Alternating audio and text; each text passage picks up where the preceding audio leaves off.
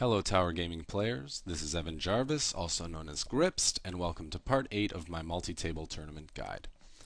This section of the strategy guide is going to cover satellite tournaments, what they are, how to approach them, and why you should be playing them. A satellite tournament is a low buy-in tournament that awards the winner or winners an entry into a higher buy-in tournament. Often the prize is in the form of a package which includes hotel and travel expenses as well as spending cash on top of the tournament buy-in.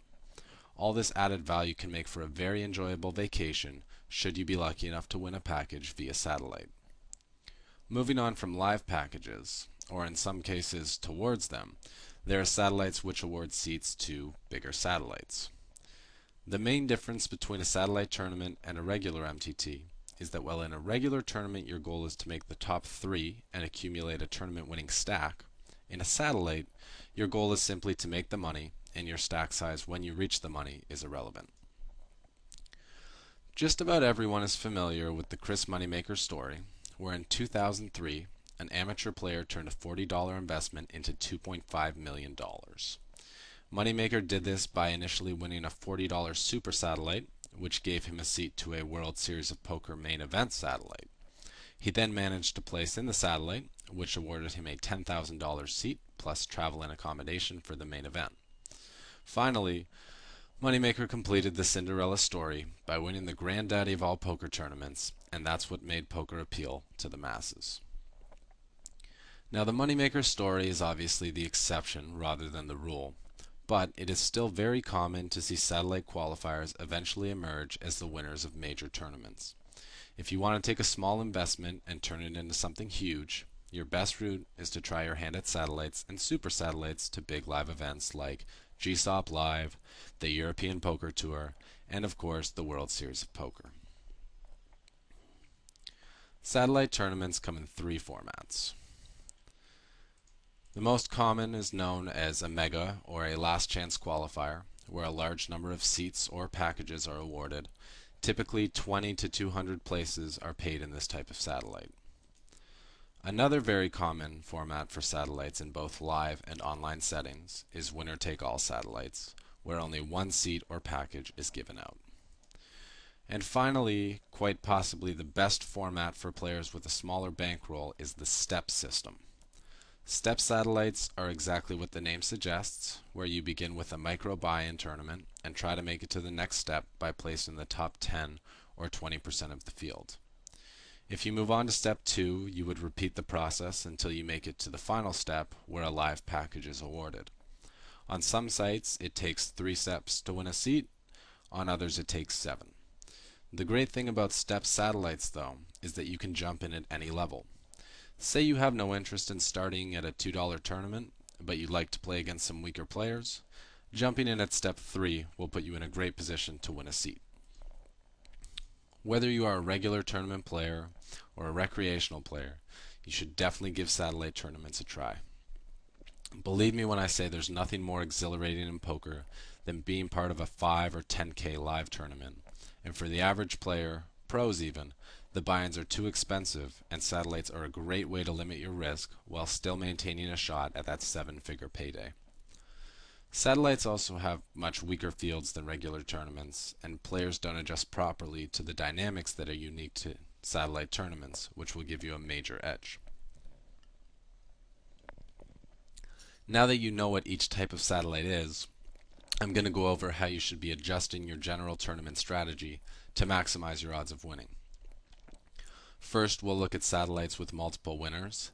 Then we will go over to the winner-take-all format. Step satellites will not be given their own adjustments, as the early steps mirror a mega satellite, and the last stage is generally the same as a winner-take-all format. So with the information from the next 2 slides, you should have a good grasp for how to approach step satellites as well. In the beginning of a big field satellite, your game plan should be pretty similar to your game plan for regular multi-table tournaments. You should be paying attention to your table, trying to identify the soft spots so that you can get the easy money before someone else does. In fact, in a mega satellite, getting the easy money first has more value than it does in a regular MTT, because you only have to increase your stack a set amount to get paid. And if you can get your double ups off the weaker players, you might never have to get involved with the strong ones. Right when the tournament begins, you should check the lobby to see what percentage of the field will be winning seats. You then want to figure out what the average stack will be when the money bubble bursts. To determine an average in the money stack, take the total number of chips in play and divide it by the number of spots that are paid. This figure is your general goal for how many chips you want to accumulate. If you are already well above the average in the money stack, you should not be looking to take gambles. Rather, you should just for the most part sit back on your stack and make occasional steals. If, however, it is still a long way to the money and you are well below the average in the money stack, you shouldn't shy away from taking coin flips. In regular tournaments, your stack size is what matters, and your position relative to the field is not important. In a satellite, your position in the field and the number of players remaining is extremely important. For this reason, you should constantly be checking the lobby or leaderboard to know where you stand. If, for example, you are playing a satellite with 12 seats awarded and there are 16 players left, and you have 5 or 6 big blinds, you would think that you need to pick up some chips. If, however, there are 4 players with 1 to 2 big blinds still in the field, you should see that you are still in pretty comfortable position. Remember, in a satellite, whether you are first or last when the money bubble bursts is not important. All that matters is making it to the money. You want to keep track of how many players are remaining and how many players are in comfortable shape and how many players are getting into desperation mode and how far off the bubble you are. This will give you a good feeling for when it's time to change gears. Based on what I said about finishing position, you should realize that abusing the bubble is not important. If you have an extremely big stack and you are on the literal bubble, there's no need to play any hands. You can be almost guaranteed that if you fold everything, you'll make it to the money, and that's what you should do. If you're in medium stack range, by all means pick on the micro stacks to give yourself the best chance at cashing, but in satellites, the bubble is about maintaining rather than accumulating. Going a little deeper into this idea of keeping back on the bubble, you have to make big folds. Let's take the extreme example. You're playing a satellite with 4 places paid and 5 players remaining.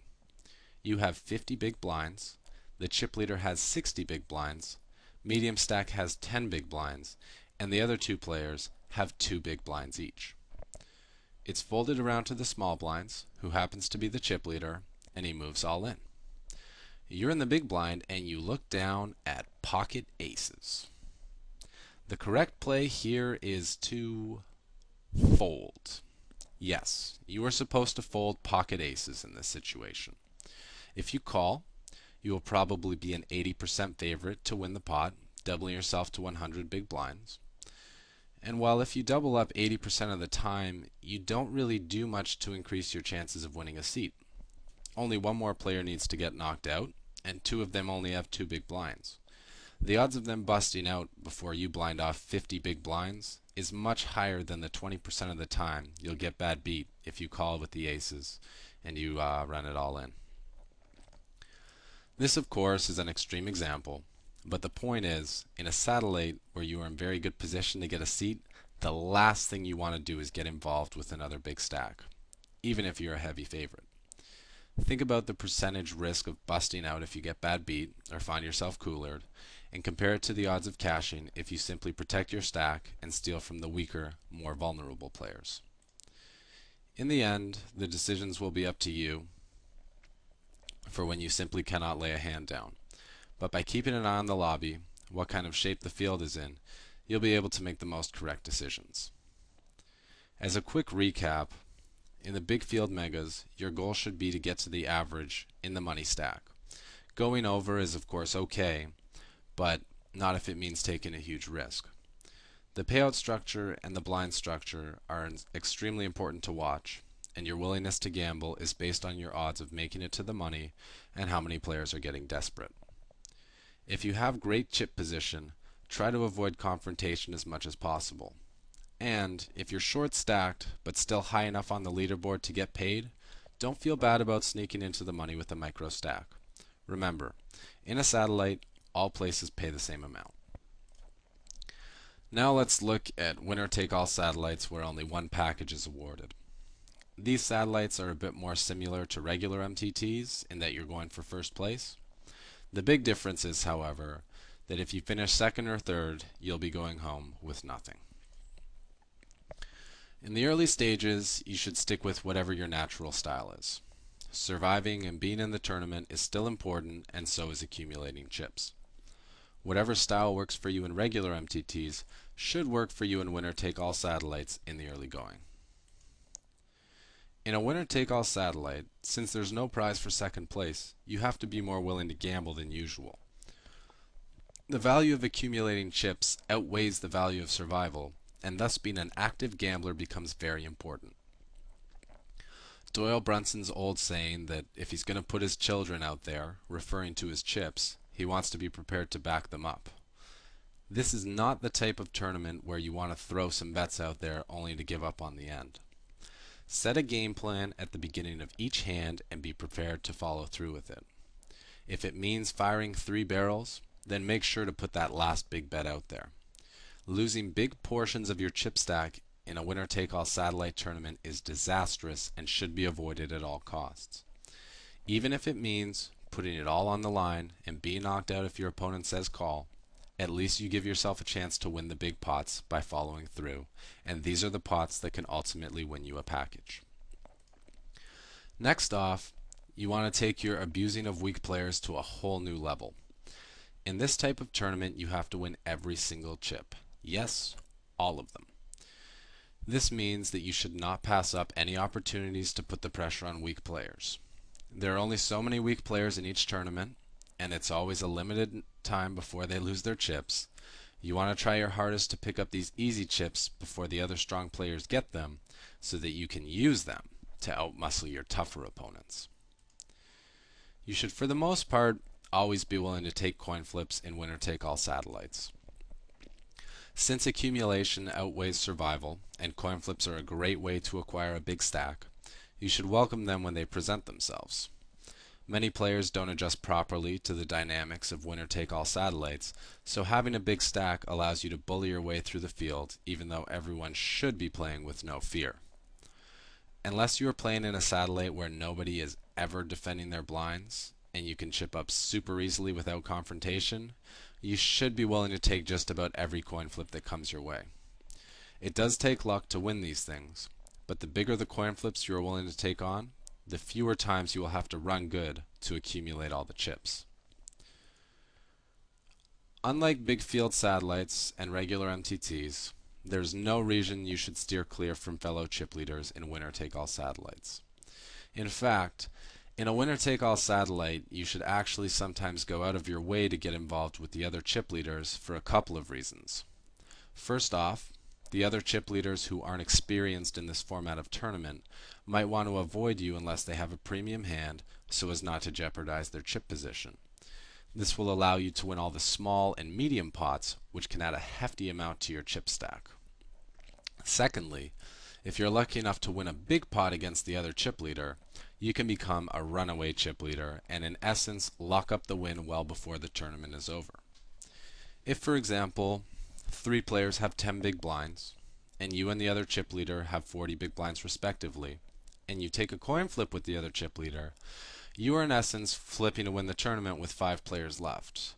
If you win and find yourself with 80 big blinds against 3 players with 10 big blinds, the package should pretty much be in the bank.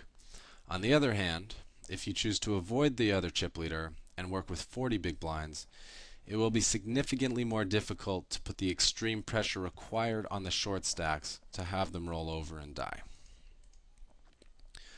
Listening to what I have just discussed, it should be pretty clear that you want to become the chip leader as quickly as possible. When you are a dominant chip leader or a runaway chip leader, your opponents will fear you. They will see that you're running super hot and be afraid to gamble with you. This will allow you to pick up all the pots that nobody wants, and since you need to win every chip, all these small pots will be crucial to your eventual victory. Do whatever it takes to put yourself in pole position to take down the tournament, knowing that second place pays nothing. You should play like you have nothing to lose and recklessly go after that big stack. Once you acquire the big stack, guard it. Pay attention to who is playing scared and hammer on them. Against the players who are playing fearlessly and willing to go to war with you, wait till you have some variation of the goods. All the pots you pick up in between will make it easy to absorb the hit if you get unlucky against one of the fearless players. You want to play aggressively, but at the same time you want to pick your spots wisely. Use your stack to continue to accumulate, but be willing to get out of the way when you see trouble coming. If you execute properly, you should be able to remain the chip leader wire to wire and have a nice big advantage going into heads-up play. By using everything you have learned and making these adjustments to your play in winner-take-all satellites, you should be able to put yourself in a very good position to win the package. I've imparted my wisdom. Closing out the heads-up match is in your hands. This has been Evan Jarvis for Tower Gaming. See you at the top.